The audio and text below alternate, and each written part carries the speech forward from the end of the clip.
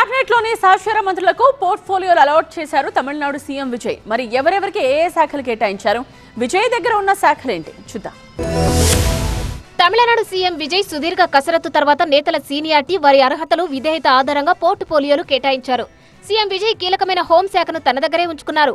అలాగే మహిళా సంక్షేమం, శిశు సంక్షేమం, మున్సిపల్ అడ్మినిస్ట్రేషన్, జిల్లా రెవెన్యూ అధికారులు, ప్రజా సాధారణ పరిపాలన శాఖల బాధ్యతలను కూడా ఆయనే పర్యవేక్షించనున్నారు.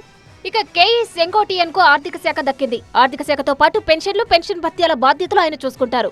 సెల్వి ఎస్ కీర్తనకు పరిశ్రమల శాఖ కేటాయించారు. పెట్టుబడుల ప్రోత్సాహక శాఖ బాధ్యతలు ఆమెకే అప్పగించారు. ఎన్ ఆనంద్ గ్రామీణాభివృద్ధి, జలవనరుల శాఖ మంత్రిగా బాధ్యతలు కేటాయించారు. ఆధవ్ అర్జున ప్రజా పనుల శాఖ, క్రీడాభివృద్ధి శాఖ మంత్రిగా నియమితులయ్యారు. డాక్టర్ కేజీ అరుణ్ రాజుకు వైద్యారోగ్య శాఖ కేటాయించారు. పి వెంకటరామణన్ ఆహార, పౌర సరఫరాల శాఖ మంత్రిగా బాధ్యతలు అప్పగించారు. రాజ్ మోహన్ కు విద్యా, సినిమాటోగ్రఫీ శాఖలు కేటాయించారు.